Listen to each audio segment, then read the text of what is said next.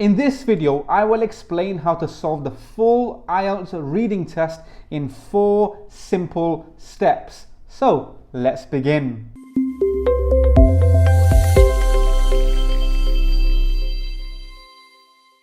Hi there, this is Mr. Brick from IELTS Mr. Brick, and on this channel we cover everything IELTS related. That includes tips, tricks and tutorials, so if this is something that you're interested in, consider subscribing. Now, the first thing you must do when taking the IELTS reading test is read the title of the passage. Also, if the passage has any subtitles, read them too. This will give you an idea of what the text is about. Now, you will only do this for the first passage. I will explain what to do for the later passages in section number 4. Now, the second thing that you must do in the IELTS reading test is just have a quick look at all the question types.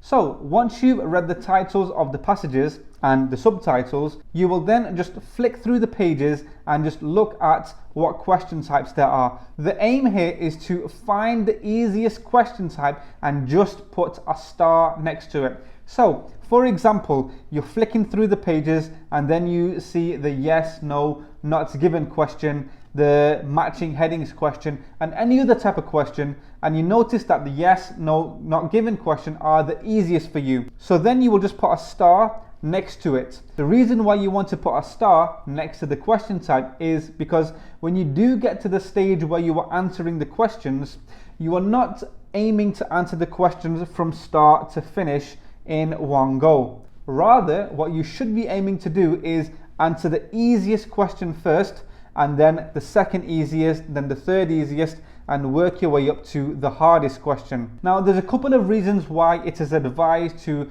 tackle the easiest questions first. Firstly, because these are the easiest questions for you, that means that once you finish these questions, you will still have lots of time left over to tackle the later questions. Imagine tackling the toughest question first, and you're spending all this time on this question, and by the time you finally finished it, you're struggling with time. There's only a little bit of time left and you've got all these questions left. So you don't want to put yourself in that pressure. So that's why it is better for you to tackle the easiest questions first. Also, a second reason why you want to tackle the easiest questions first is because psychologically it'll give you more confidence. Imagine answering the easiest questions first. It will give you a confidence boost. So once you finish these questions, you'll still feel more confident. It'll almost get rid of that nervousness feeling that you usually get in the middle of an exam. The next thing you must do is you must follow the assigned time for these tasks. So, for example, because the first section of the IELTS reading test is the easiest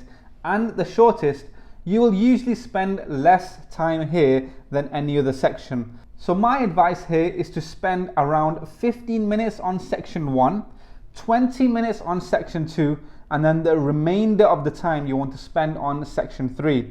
Now, a good tip to help you get into the habit of sticking within these assigned times is to take practice IELTS reading exams before your test date. The benefit of this is that it will help you get used to sticking within the time frame. So for example, imagine you're practicing and then you're practicing in section 1 and you spend 25 minutes on this section. That should give you some type of idea that in this area you are spending too much time, so therefore you need to practice on this area so you can answer the questions in less time. The more you practice, the closer you will get to sticking within these times. Now, when it comes to taking these practice IELTS reading tests, I will leave some recommendations in the description below so you can check them out in your own time. Again, remember, the more you practice, the faster you will get at answering these questions. So by this stage, you should have read the title of the passage, read the subtitles too, if there are any. You should have also made a note next to the easiest question, and now you should start to answer these questions, again starting with the easiest. So once you've done this and you've answered all the questions, the only thing that you will do now is just repeat the process for section 2, and then repeat the process again for section 3. Also, if there's any tips that you've tried that you would recommend, put them in the comment section below so other people can benefit from these tips too. So if you got value from this video, you might want to check out this playlist over here, which gives full tutorials on how to answer different IELTS reading questions. And finally, don't forget to hit that like button and subscribe if you haven't already, and I will see you on the next video. Bye bye.